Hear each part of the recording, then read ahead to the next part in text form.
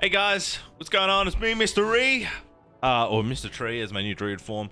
Look, I wanted to make a video today around the routes of different M+ dungeons. I had really good success with my Resto Druid video, and so if you do like the videos I'm creating, please hit a subscription to my YouTube, check out my TikToks. I'm just trying to help, players of World of Warcraft come out and enjoy the game as much as I do, and things that have helped me climb in M0. I'm currently sitting at 2400. For M0s as a healer. Look, I'm probably stuck at the 18s at the moment, and I'm trying to improve to get to the 19s and 20s, but I feel like a lot of players are still stuck trying to time 15s and lower, or just even getting 10s. So my videos are just trying to help through all different types of ways that I can help players improve. And I thought the next one to look at would really be around routes in the dungeon. I feel like when I pug with groups, either groups are pugging too small or not utilizing min-maxing their damage and the pulls they're doing. So I thought I'd go through every dungeon and use a program called MDT or Method Dungeon Tools. This is an add-on I hope you should get. Method Dungeon Tools does account for you, so you can literally plan at every route, which I've done today to show you. So it's really brilliant in planning out, okay, how am I going to hit my 100%? Okay, what pools am I good to get? And then you actually share it in the chat. If people have MDT too, then they can see what your routes are and make decisions. And also there's more to that too, like you can do arrows. If you click on mobs here, it shows you what they look like, their abilities they do. It can tell you if they have stealth. Like, it's very in detail. I use it at a very small scale, but I thought we would just go through some routes, and if you have any additional comments or things you'd like to change. I mean, they changed too about if you have a rogue you can skip. If you've got death skips, used to be one thing they do in popular M pluses where the your team dies and you can soulstone, or you can have a druid shadow meld. Like, these are things we start to utilize, which I haven't seen much in Dragonflight, but I'm hoping to see. Most of the dungeons are linear, but not all. So yeah, so let's have a look at the first one. So let's go. Temple of the Jade serves a pretty linear pack. I like to do first off a quick double pull here. You can use the corrupt living waters. You can use the line of sight that damage, but a quick burst pull. I do these separately because these water speakers really pump and fortified. So then we separate these into individual pools. This pool here maybe looked at like some in higher keys, 8 to 9 in fortified. They actually permanently CC one of these water speakers if they can't manage the interrupts. And if you've got a high range group, I mean, you might want to do this as well, because that's going to be a lot of damage. First boss, come over here. I like to separate the Haunting Shards. They have that AoE fear, and if it's missed, it just kind of wipes the run. So I like to do the first group of 3 here. These guys have the Fiery Torch interrupt. That's a big pack on fortified. Over to here, you've got the Sleep from the Fish, which can be dispelled, and the Haunting. Again, do it as a double. Haunting separated again. Double pack. Watch out for the Songbird Queen, and these little shards explode. There's a lot of damage here and avoidable. And then the 3 pack with the Monkey, which again can be hurtful as well. That Monkey gets enraged, and the jumping of the Nodding Tiger. I think the Nodding Tiger jumps to the furthest target, so you can bait it out with certain classes and try and mitigate that damage. Coming out again, double pack again. We go Shambling Infestor with the 2 guards, so I usually tank it and run around and pick those 2 guys up. And then this room, I like to drag mobs out. As soon as I come here, I grab these 3, drag them out, kill them here, come back in, grab these, bring them out. There are trees here, it can be hard to see in line of sight with, but I think the best point is to definitely move from this space. You don't have any chance of pulling the pats that walk around. I then like to put the Shambling and the Haunting Shard together. Again, I don't want to bring the Haunting with double Haunting. Okay, that's the most chance your group's going to stuff up and get, once you start in feared, it's pretty chaotic. And then you can either, some groups either double this, or they double this, or they double this. You can probably double these 3. They just have a spinning screen kick. As long as you don't double your Haunting Shards, you're alright. Boss is dead. Then we go to the Chateau Guardian as a pack of 3. Pack of 3. This pack here, again, you've got double water speakers. They hurt. So this is a high damage pack. You can probably pull this pack first, then this pack, just so you don't go from water speaker straight into this last large pack, which has a lot of minion deaths and a lot of AoE damage. I have seen packs in 4 to 5 weeks where they actually trap this minion of down. So that's my Temple of the Jade Serpent route. Shadowmoon Burial Gowns, pretty simple, pretty straightforward. Now my count says 98%, but it actually is correct. I don't know where it gets the extra count from. This is the standard pull I do. First 3, I skip this Void Storm when he paps. Hopefully he's to the right side. You can skip through, or stealth. I then pick up this 4, and you can actually taunt on the edge here and pull these 4 up as a big 8 pack. These guys, they pretty much die. You're on the first boss. Here we have the Dominators. Now, I'm on the fence here. Some people say they cast domination if they get interrupted, but if you just let them cast, the mobs just stay autoing attack the subjugated souls. So I think if you've got a decent enough tank or more range than melee, you can just keep them uninterrupted and let them blast. But if you do that, it means your AoE stuns can't be used, so really think about that. I've separated 5 and 6 because here there are, and it doesn't show you on NPC, but all the little traps that spawn those death bolts. If you track more than 3 of those death bolt mobs, you're gonna die. So I would do 1, get rid of the death bolts. Once the death bolt adds it down, I pick up the next one. Once the death bolts are out, I pick up I head to the boss. Okay, because those caster ads spawn, and you want to make sure that you have enough CDs, cooldowns to deal with them. Boss. During the boss, there's a trap mob here again on one of those glyphs that you're trying to avoid. I like to pull him in, interrupt him, so that when you pull this pack, he doesn't spawn. He always spawns for some reason when this pack starts. So if you can pull it off early, great. I then do the 5-pack. You don't need the Exuma here, so you can blast again. They're the Dominators, don't interrupt them, or if you do, that's fine. Just get rid of blast. Then we go down and do our spiders. Please interrupt that necrotic burst. It is a bitch to heal. So interrupt here and blast.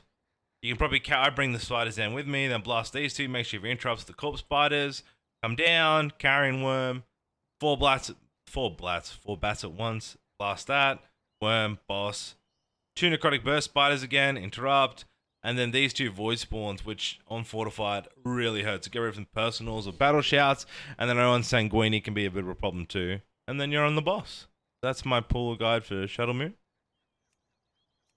Court of Stars is pretty interesting. I think there's a bit of a hidden tech here with proccing the Guardian Construct after the first boss and backtracking. If you have a Shadow Mail class or a Rogue, it kind of changes and also depends on what items are spawned.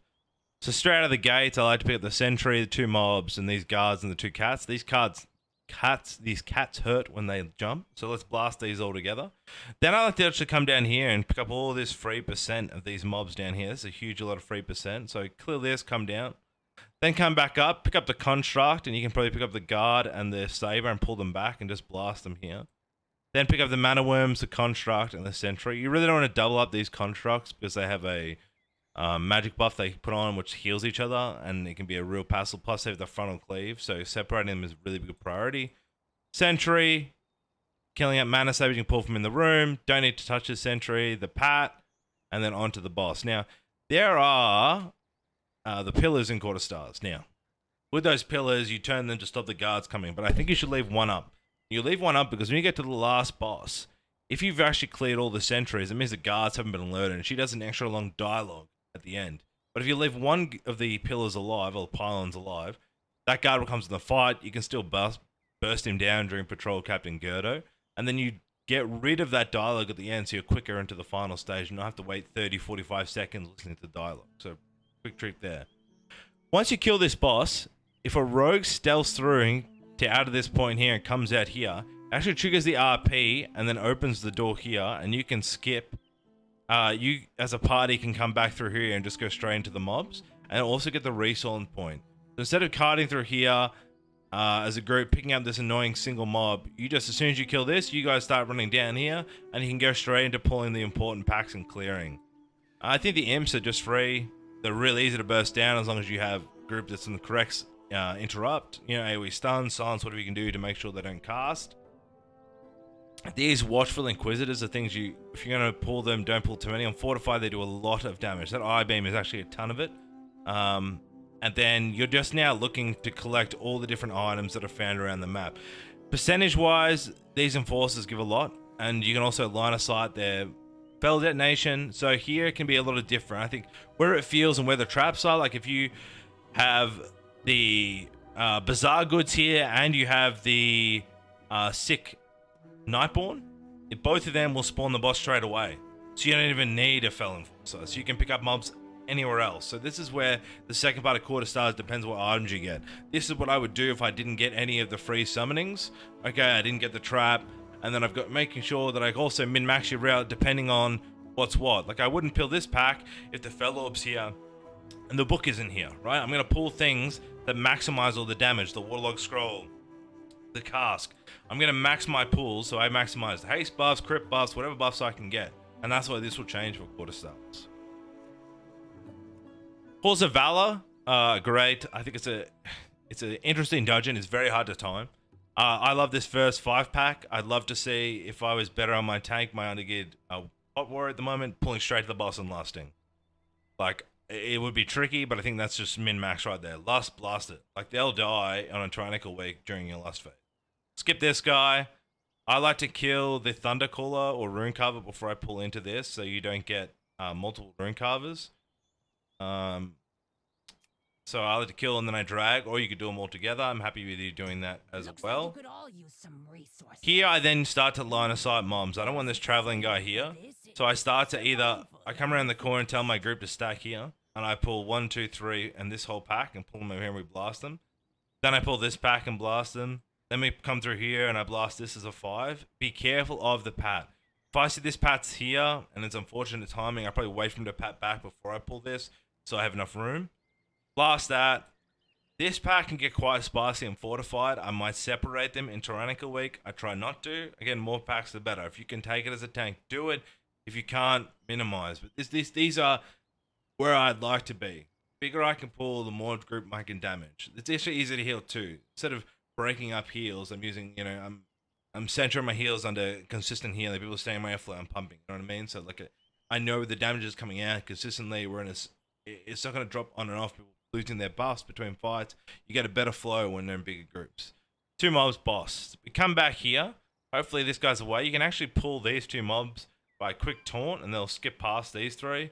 Blast them. Come around in the corner. Blast these.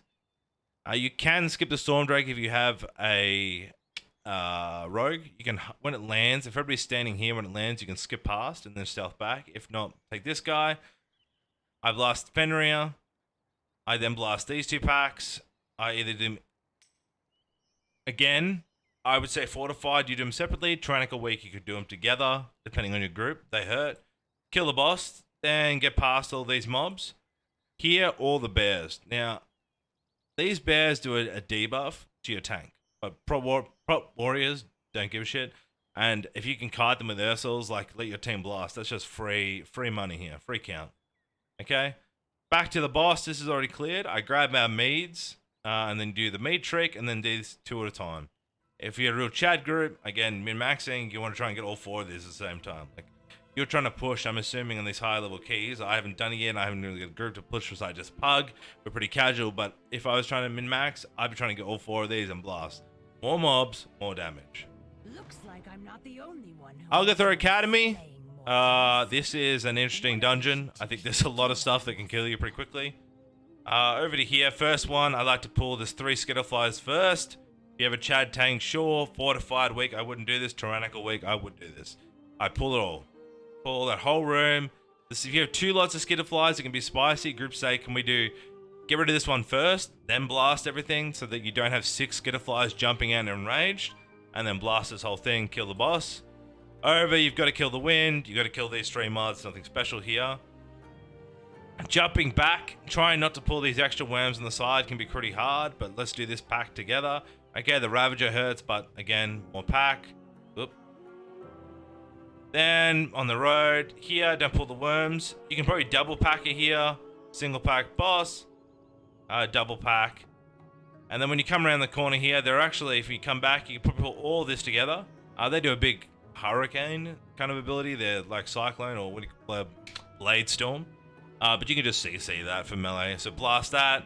Come around here around the corner, blast that, and you're on the boss. It's actually a really small dungeon with high count, and a lot of the pulls are pretty together. So actually, it's the problem with this is a lot of like mechanics. Like the bosses are quite hard. Like Tyrannical Craft is catching a lot of people out. It's long, and but the packs are pretty simplistic. Again, it's a very linear dungeon. Azure Vault is, I'd like to see the changes coming out. I've set this one as a skip build. Let me find. Now this build does a lot of pulls at the top. I don't know why that's. I think because I was messing with it. That's red. Sorry. Just separate.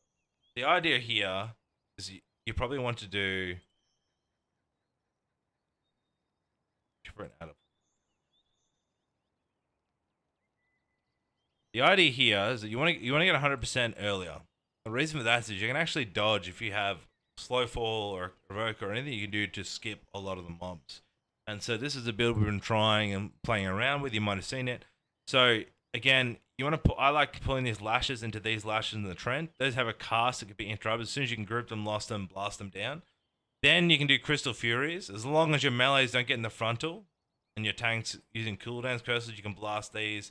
And while they're spawning from the Shriek, you can kill these 3 mobs. Same thing here, pull these 4. And then again, I would probably separate these if possible. I don't know, and I can't find. I don't think these guys are already here, so you can pull these through. And then these guys awaken through the Shrieker after. So, kill this, pull these through, and then watch the funnel in the AoE. Down the boss, I just literally just kite around, pull all these mobs. We come down to the next level, skip through here, pull these 2 elementals, come in here, pull this whole room. You can probably, the pat moves around, so I'd be pulling these as double, single, or triple, whatever you feel comfortable. This one here, I wouldn't pull like 3 Crystal Furies, is again a bigger, so you might do the 2 Crystal Fury pack here, these for sure, like they're interrupted but not really lethal. I'd pull everything, again, down in the next room with the double constructs, pulling together, making 2 groups of 5, whatever you can. These are just grouped, like 2, 3, whatever your tank can handle.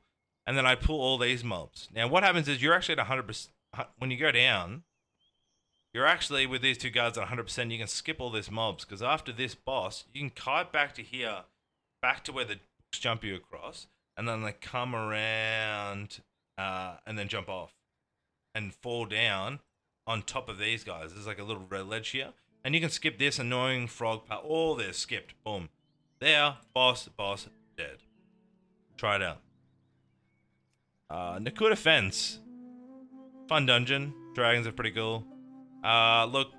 Again, pretty straightforward dungeon. Come down straight out. I like to pull this pack straight off the bat. I let this pat around. Pull this pack. Then after I kill this, pull the pat back. Then go through the middle. Out. If you're a Chad group in a non-tyrannical week, you could probably lust this as a together. Sorry, on a fortified week, you could probably pull this both together instead of separate. On a fortified week, you might lust that as a double. Okay, if you've got a geared tank, that's 3%. Like, really, you just got to make sure you're interrupting. The Lancer's got to cleave, and you're stunning both the rally cries. There is a lot of damage, but that's why you'd lust it instead of lusting on the boss. I've seen a few groups do that. Over to our lightning. We drop straight down here on the Stormcaller's Brew. By the time they hopefully die, the pat's close and I pull the 2 pats. I then fly around to do each totem, and I like to group this with the storm. But I like to come in from the bottom, build up my mitigation, and then come into the outside and blast these. Fly over. I like to land on the outside here on 10. The reason I like to do this is... Oh, well, that seems... Oh yeah, they're the birds, sorry, yeah. So when I land here, the birds are usually coming around. So I land here with the birds, blast that pack. I then grab this Peace Scholar group and these other pats together, and then blast that. Then move around the outside, grab this as a double, and then grab this as a double, and then onto the boss. You've got to pull bigger pulls. Yeah, I haven't fully geared my warrior, and I can pull these pulls, and I'll be looking, the better I get, what can we pull more? And that's really what M Plus comes down to, is what can we pull more? What casts are most important? What can we manage? If we pull this many mobs, can we just trap this mob out so we can pull more? And that's what you'll see in MDI. Then we fly up the back. We skip all these mobs because you can fly all the way to the side, land, pull the boss, pull the mini boss, then pull the boss. Ruby life pulls. Some groups skip this Primal Juggernaut early with a stealth or shroud. There's a lot of difference here. This one's kind of spicy because you can actually pull these guys in as well. So it's a bit of a, if you tank can pull correctly. If you pull extra here, you need to change what you're doing. I like to pull, I don't know why these are separate. I think I just separated them, but they're on color. This I like to pull all together. You can even do this if you're feeling like real Chadley all together. Pull them back, blast them. These mobs really don't much. As long as you're interrupting some of the cast, they're not really that much of a deal with. You're avoiding the slams from the Juggernaut. Then I pull these mobs back around the corner, blast them. Then I sneak past, pull this guy in, and hit the boss. Coming up, I don't mind the Storm Dragon as much. Blast the Storm Dragon. Try and group these together. You might not want to on fortified weeks. On higher fortified keys, you might separate these packs depending on your healing, interrupts. Like, the higher you go to keys, you want to like I said, pull bigger. But then also, if you're pugging, you probably don't want to pull. This is what you're aiming for. On tyrannical weeks, sure, it's not, the bosses are where the health's been put. Blast these guys. Again, it's just linear. Go around the room, one pack at a time. You can skip this dragon. Even though my friend Relic did not skip and we did the keys, you can skip it. It flies off, or wait for it. Don't bother doing that. Even on foot, do not do that. It's just a pain. Kill here, kill here. These guys' paths, you can pass it. So if you want to make up percent somewhere else you've actually picked up earlier, you can actually hug this wall here and skip all these mobs. Boss, I do this was one big group down here. Blast that. This is poorly designed in MTI, but they're pretty much, it's like that pack, and that pack. Blast the first pack, blast the second pack, blast the third. Again, you're feeling like a Chad, do them all together. Look, that's been hopefully a quick understanding of the different pools. If you're a tank looking for routes, or if you're looking at maximizing your DPS, or at least a starting point, please download Mythic Dungeon Tools. Please have a go. And yeah, I've been Mrreeeee, and any content you'd like to make, I made the commentary video for you guys.